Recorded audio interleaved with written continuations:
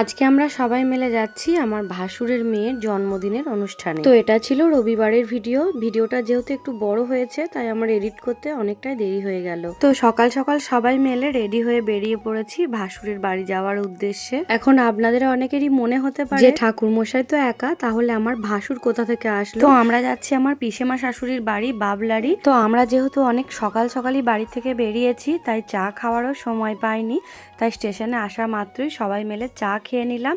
এরপরে আমরা ট্রেন ধরে চলে আসলাম বিষ্ণুপ্রিয়া স্টেশনে।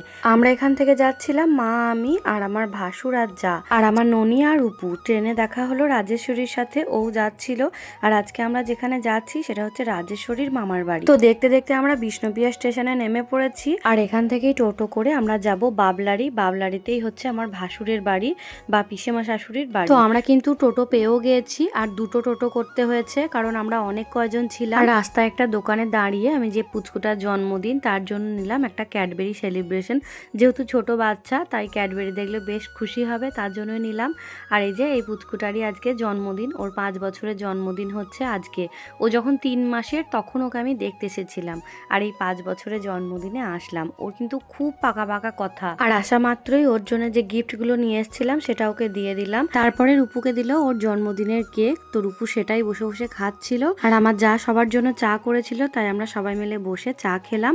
চা খাওয়ার পর চলে এলাম বড় জায়ের ঘরে। এটা হচ্ছে আমার বড় জা, আর আমার বড় জা শাড়ি কিনেছিল তাই আমাদের দেখাচ্ছিল মেয়েরা একসাথে থাকলে যা হয় আর কি। আর রাজেশ্বরী ওদিকে ওর ছেলেকে খাওয়াচ্ছিল পুচকুটাকে।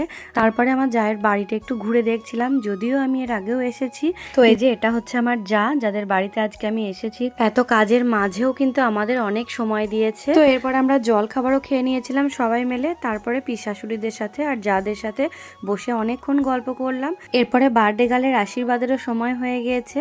ওকে সমস্ত কিছু খাবার দাবার খুব সুন্দর করে সাজিয়ে দেওয়া হয়েছিল। তারপরে সবাই একে একে আশীর্বাদও করলো। সবকিছু হয়ে যাওয়ার পর আমরাও খেতে বসে পড়েছিলাম খাওয়া দাওয়া করে নিয়ে। আবারও সবাই মিলে একসাথে বসে অনেকক্ষণ গল্প করলাম। সবাই একসাথে হলে খুব আনন্দও হয়।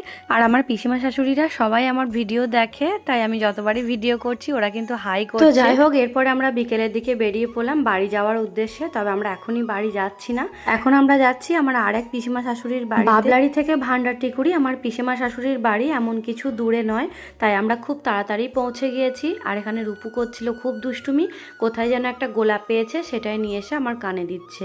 তো পিসিমা শাশুড়ির বাড়ি কিন্তু আমরা বেশিক্ষণ বসিনি, কিছুক্ষণ বসেই চলে এসেছি।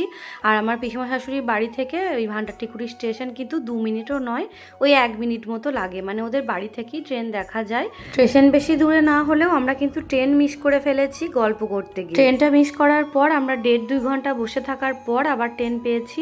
অনেকক্ষণ বসেছিলাম, সবাই তো একদম অধৈর্য হয়ে যাচ্ছিল, বিশেষ করে আমার ছেলেরা।